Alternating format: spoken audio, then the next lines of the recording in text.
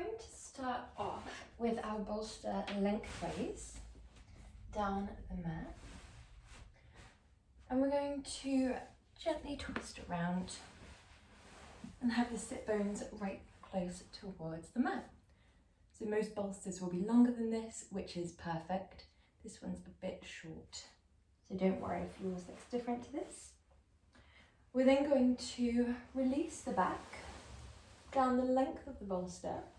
Take the hands into a little frame position where you hold the opposite elbow and then release your arms back. Now for many people, initially this will feel too much, either in the shoulders, and if that is the case, then relax your arms down like this, or within the inner hips, and if that is the case, then grab a block and plant a block under each thigh to stop it falling quite so wide. It gives you a little bit more control over how deep we fall. With the arms relaxing heavy, the legs relaxing heavy, we begin to soften, begin to relax.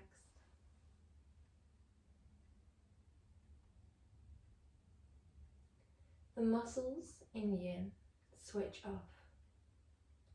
Where there might be an initial resistance of gravity of the pose, we just allow those muscles to know that it's safe for as long as the pose feels right for you,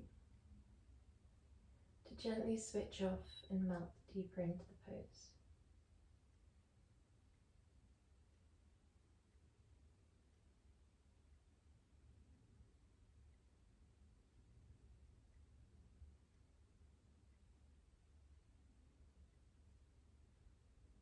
As you gently melt down, we often find that that initial dissipation continues to ebb and flow. Sensations will rise and fall, but overall on a downwards trend. So the sensations that you feel might ebb and flow, but overall they get gentler and gentler. If they are getting more intense, it probably means that we've begun to switch on in an area, resisting the pose and resisting gravity. We try and switch off the muscles in order to target these deeper areas of the body. We target the range of motion of the bones, the joints, as opposed to flexibility of the muscles, although we do have a secondary benefit of flexibility in yin. We aim to target these deep areas not just to improve the range of motion, but also to release away tension. Through these deep areas of the body, similarly to how we carry tension in the muscles, especially the glutes, the hips and the shoulders, it's thought that we carry slightly longer held tensions in these deep yin tissues of the body.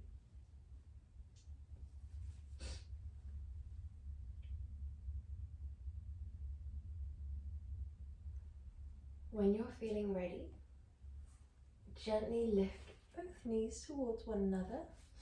Float your arms down and make your way off the bolster. I'm going to draw that bolster towards the side, but we keep it nearby for our upcoming movements. And we relax back down onto the mat.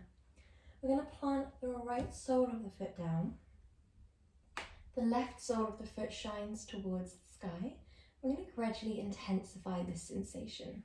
So if this already feels super intense, just grab a belt, hook it around the foot, and that left arm is all that is working. If not, we're going to hook the biggest toe or the outer foot, depending on what feels more right for your body, and allow that knee to fall in towards your left armpit. Your right knee can stay deeply bent or can extend. That's going to really change how you feel this in the right hip, the right side of the groin and the right thigh. So decide if it feels right for you or if it's past that threshold and feels a bit too intense for you. In yin, we always want that perfect in between of not being able to feel it at all to feeling it far too much. We always want to be in the middle of that spectrum. We never want to experience any sensations of pain or pinching or sharpness. We'd like the sensations to be a little bit more radiating, where we can feel that dissipation, where when you tap into the body, you have that awareness and that intuition that it's safe to melt down. Even if it's not the body's natural response, you within your mind know that melting into this pose will be beneficial for releasing tension. Because each body is so different, what feels right in one pose for one person could feel completely wrong in another pose for another person. So we just need to constantly check in, become aware of those sensations that we feel in our body,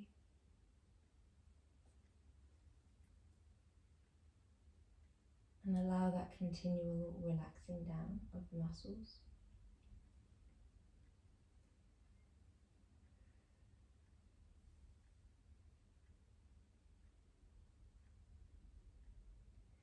When we practice yin, we're not just working with these deep yin tissues of the physical body, but we're also working with the meridian body, which derives from traditional Chinese medicine theory that there are ley lines or channels running through your body, and these ley lines relate to different emotions, different internal organs, and they carry prana or energy through you. It's thought that as they carry prana, they can become blocked if we have areas of tension, areas of stagnancy or blockages. So in yin, we intend to release away that tension from our body, both physically, energetically, emotionally, through simply becoming aware of these areas. We don't need to do anything whilst we become aware of these areas. We simply allow our awareness to settle in stillness and then shift back to the present moment. When you're ready, we're going to swap sides by extending that left leg long and just spending 30 seconds here.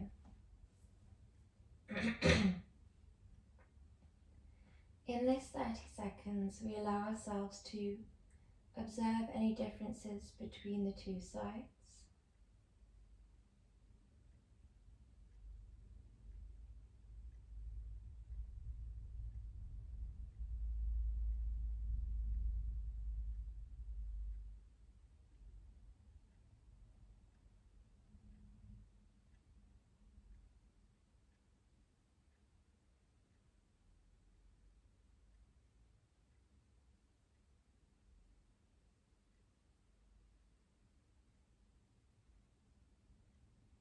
Become aware of the breath.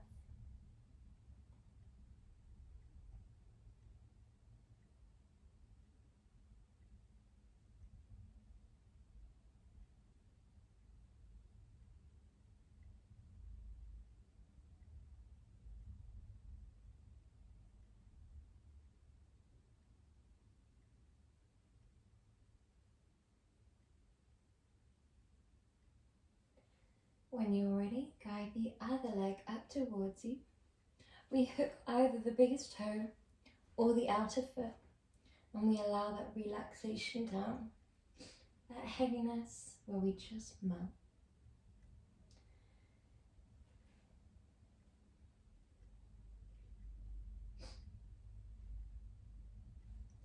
In yin, when we allow ourselves to find our edge, the point in which gravity lowers us down to where we can't really lower anymore, it should be free from pain, and we should only feel those sensations of deep, intense stretching.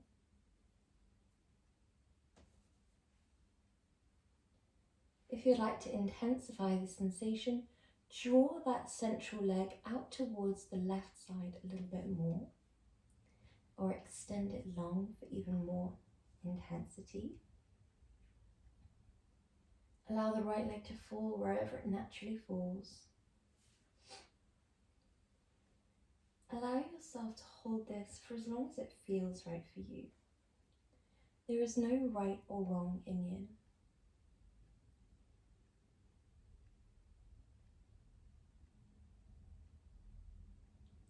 Allow yourself to settle into the stillness.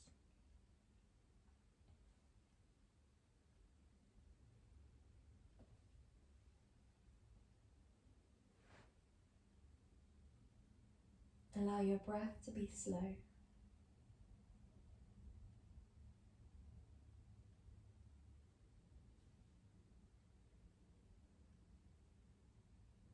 If your mind begins to wander, observe where it wanders to.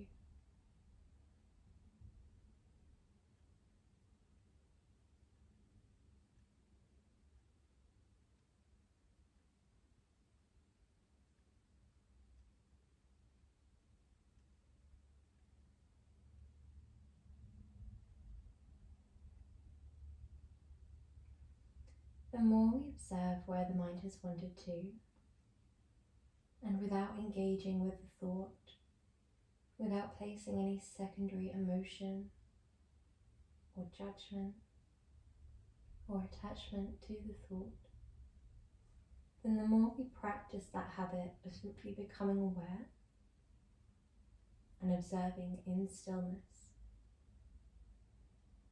this can be really powerful off the mat.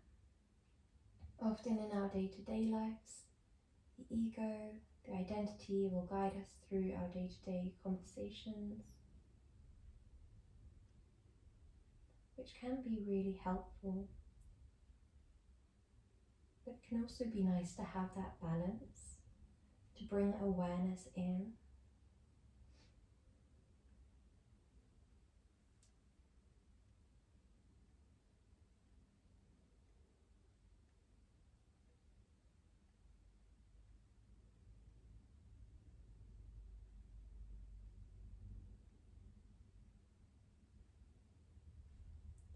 Whenever you're feeling ready, send that right leg long and relax down here for 30 seconds.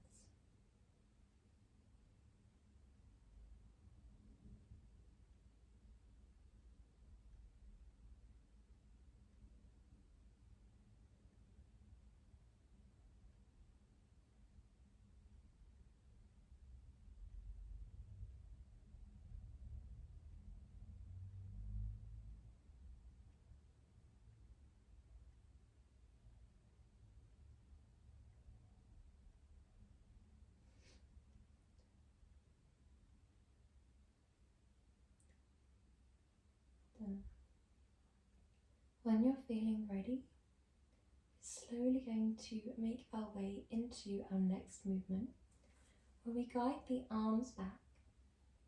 The legs step over towards the bottom left corner of your mat. The arms step up and over towards the top left corner of your mat. And we come into this lovely, gentle crescent moon position. You can start off very deep in this position, and you'll probably find that as you then relax down your muscles, that the intensity might fade, that the legs and arms might naturally wander back towards center. That's absolutely fine. You can take the gentler variation where your body falls, or you could hook one leg over if that feels right for you. There are many different ways in which we can make our poses feel gentler, feel more intense. As long as we show our body compassion and discipline in equal measure, then we're practicing yin perfectly, where we can feel the sensations but they're not overwhelming.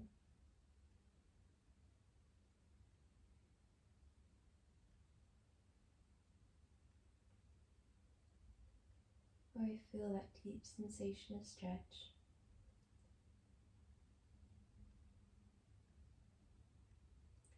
This allows our awareness to focus on the sensations you feel.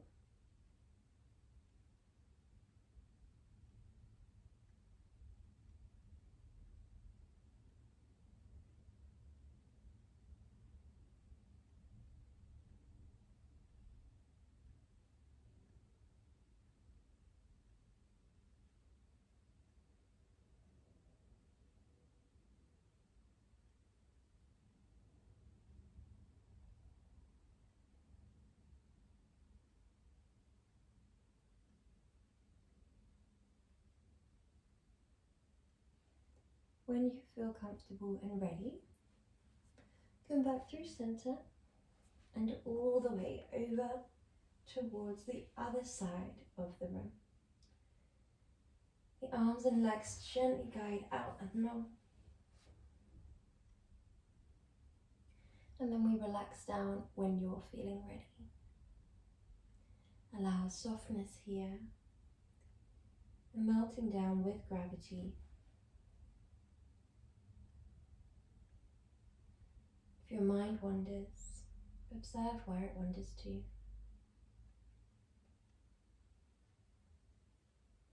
It's thought that the mind can often wander in yin, simply due to the silence and the stillness of the present moment, and the mind wanting to fill that silence. But it's also thought that the mind can wander as we tap into these tensions that we hold within the energy body, the emotional body, and the physical body. And as we tap into these tensions, they can drift back in towards our mind. And it's thought that we can do this with any kind of attachment. It doesn't have to be a negative attachment. It's thought that anything that we claim as ours, we can often store within our body or somewhere within us. And that this can begin to block that natural flow.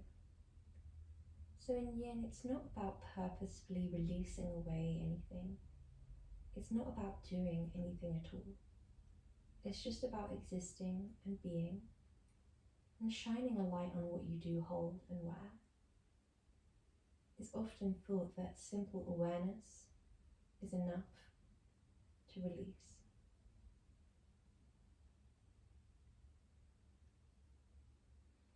These can arise in forms of places, times, events, people. You might find anything float in, and it might seem seemingly random.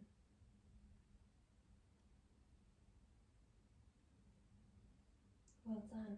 When you're feeling ready, we guide back through center. We draw both legs into a bend and we roll onto our side. We're going to make our way first into our Anahadnasana pose. So we start off upright. We come into a tabletop, like so, and then we drop our elbows where our wrists were for Anahadnasana. We either drop the forehead or drop the chin. The chin is much more intense. So do what feels right for you here.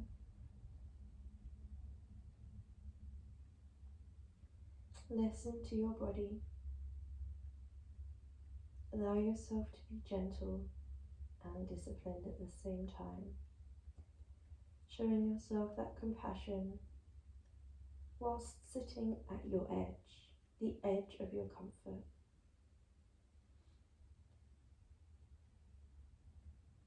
You'll feel a compression through the lumbar spine.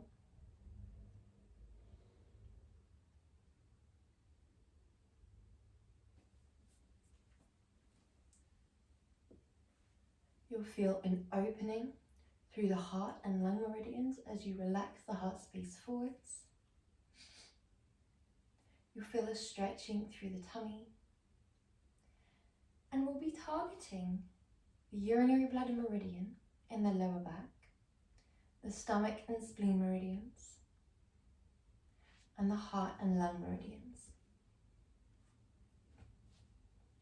All of these together, when overall in perfect flowing harmony, will simply bring you more of that abundant well-being that is believed to be flowing through your body at every given moment.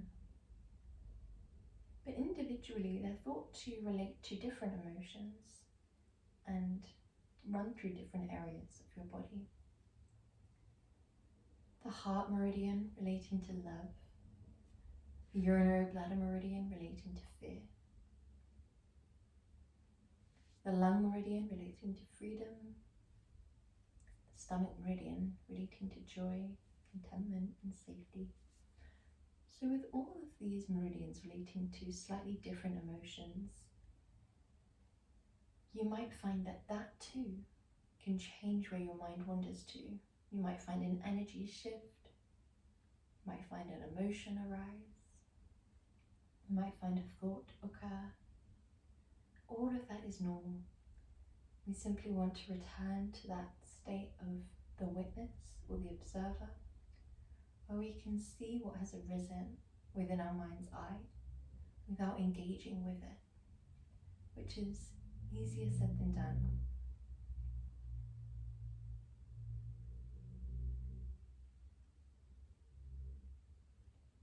Well done. We're here for a few more breaths.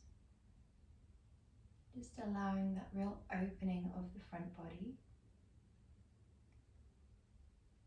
And then when you're feeling ready, we come all the way up, and our counter pose is simply the tucking of the toes underneath your body and coming up into a kneeling position.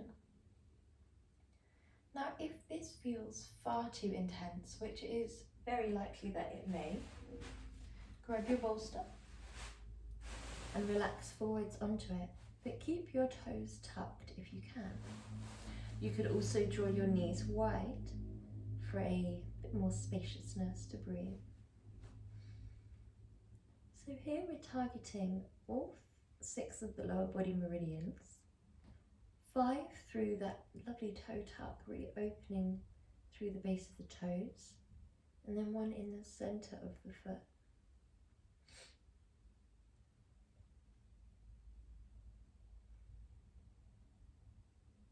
It's often thought that the more meridians we target in one pose, the more intense the sensations are. That, of course, will differ from body to body. As long as we relax into this one, we should feel quite a quick dissipation, depending on how often we practice and how much tension we've built up in this area. It's thought that we need to move these deep yin tissues of the body in a way that they enjoy to be moved, because in day-to-day life, when we go about our normal activities, when we're walking, running, typing, that we can be subjecting quite yin areas with connective tissues, bones, etc., like the hands and the feet, to quite yang activities. So it's thought that they respond really well to these types of movements, improving in range of motion, flexibility, lubrication, length and strength.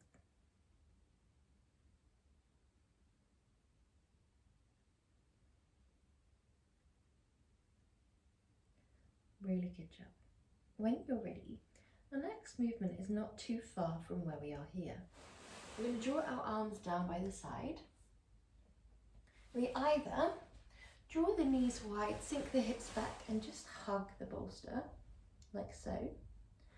Or, for a more intense sensation than this, the legs come back, the toes come together, and you're in this lovely diamond shape. And we then relax down here. Or, For a more intense sensation still, draw your legs out towards the side so that from a bird's eye view, your knees are perfectly aligned with your hip joints. If you want an intense practice today, then you might work towards the full froggy. If you want a gentler practice today, then you might work towards that diamond. Or for a very gentle practice, more nurturing, more restorative, you might hug the knees around the bolster and hug the arms around the bolster. No matter which you choose, in all of these, you will feel an opening through your hips and your pelvis. We allow our awareness just to settle on those sensations.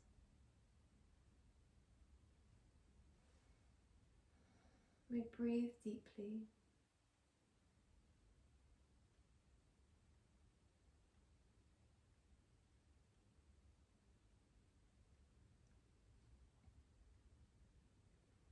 Paying attention to that rise and fall.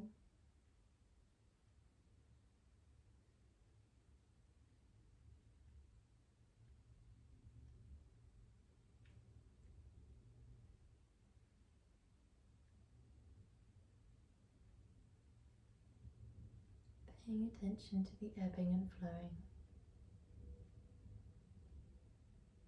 The more time we spend in that meditative state, where we're simply present and observing the breath, observing the sensations,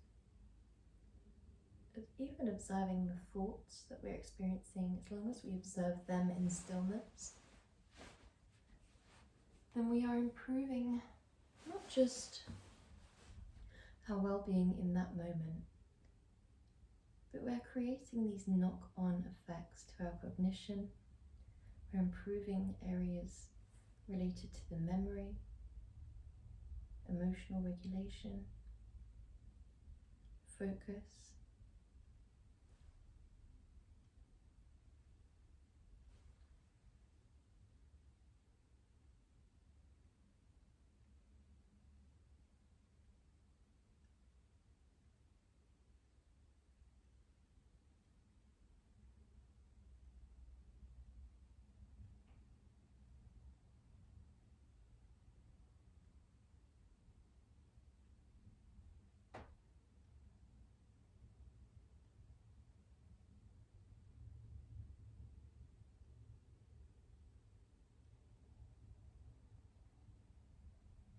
When you're feeling ready, as slowly as you can, make our way up. We're going to go into our final two movements, one on each side. We have our swan. We drop our hips down. You don't have to have that yang king pigeon where the foot is flexed and out in front. You can have it more in towards the groin if that's where it naturally falls. We drop the hips forwards and we relax back onto our bolster. Allow yourself here, as you relax down, to observe the sensations. If they feel okay for you, then we relax the muscles. If they feel too intense, just move around until they feel that perfect balance of intense but not too intense. We'd always like to push our body but never push it past its limits. We want to sit on the edge of comfort but never fall into discomfort. It's thought that practicing yin can have a really good effect on your pain threshold and your relationship with pain. Not in the way that we are simply sitting with pain and becoming more used to it, but we're just better understanding our body's limits, learning to breathe through and stay relaxed whilst we explore that comfortable range or that unfamiliar range. We're learning to differentiate between sensations of deep stretching and discomfort.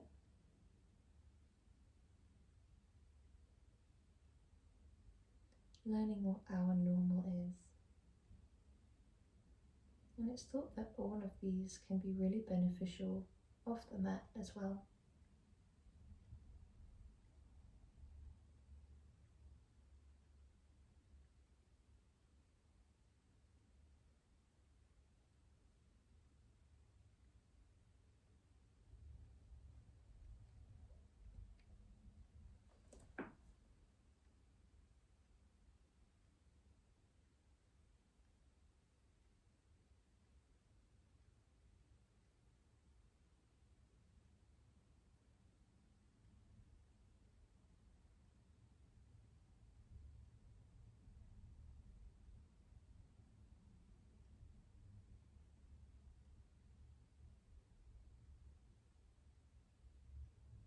When you're feeling ready, we're moving on to the other side by sliding that leg back. Sliding the other leg slowly forwards and relaxing down. Make it your own, so make it work for you. We make the poses work around our body in yin. Therefore, there is no perfect aesthetic of the pose. Whilst we do aim to start off with things like the left leg in line with our left hip, the hips squared off, as we then relax down, melt down and switch off the muscles, we might fall away from that perfect posture and into our perfect posture. Away from the aesthetic of a pose or traditional alignment, and into simply what feels right for us in the present, to begin to fully relax down into it.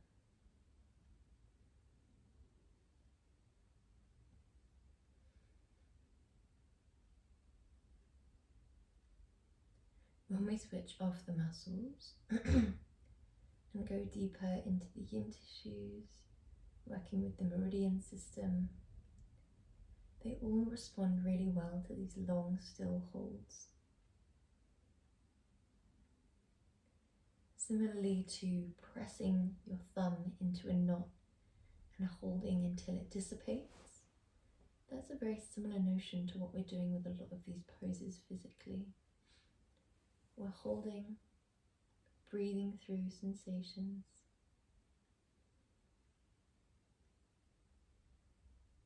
allowing a dispersion of tension, allowing a free flowing of energy.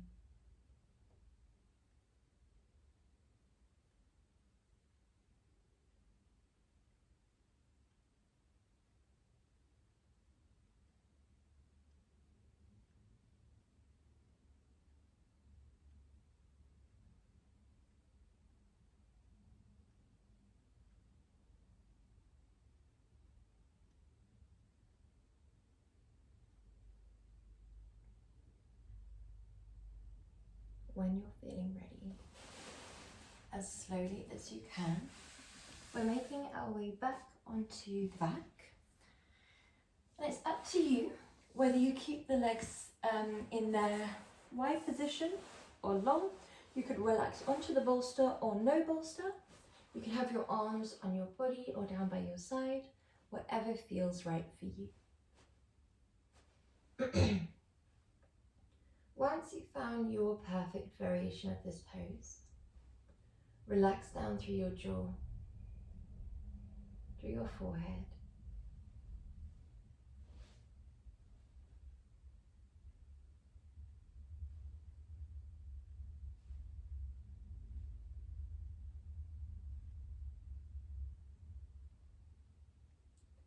Relax down through your cheeks and your eyelids.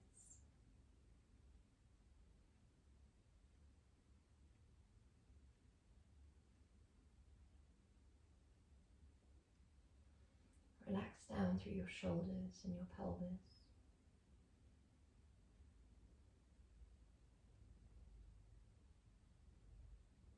Your legs and your arms.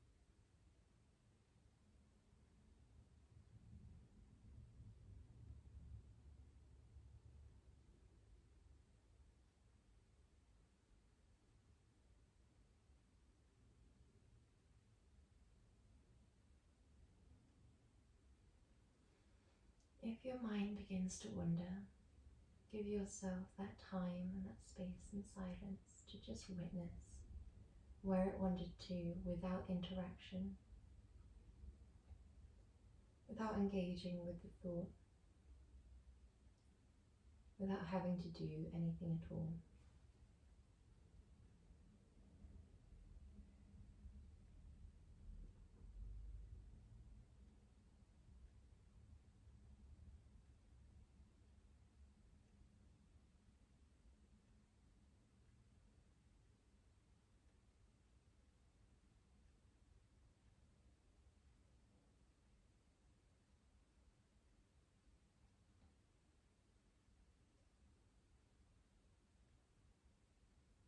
Whilst the body is quiet and listening, we're going to plant a sankalpa here. This is a seed that we plant with the intention that it will grow throughout the rest of the day or week to come. You can repeat within your mind's eye or out loud, I am,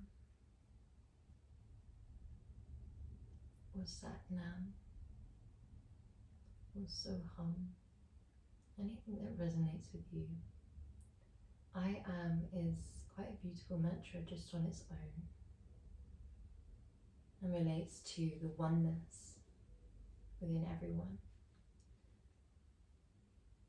However, you can add onto the end of an I am mantra, such as I am love and loved.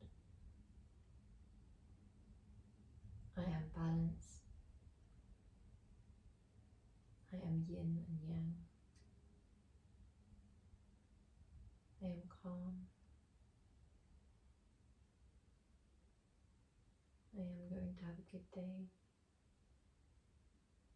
Anything that resonates with you.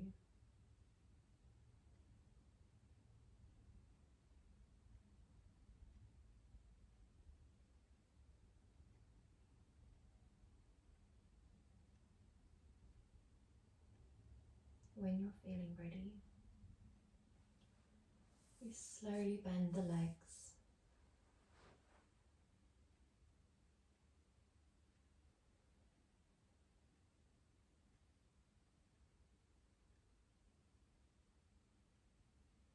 And roll onto one side. Making your way up into a comfortable seated position. Namaste.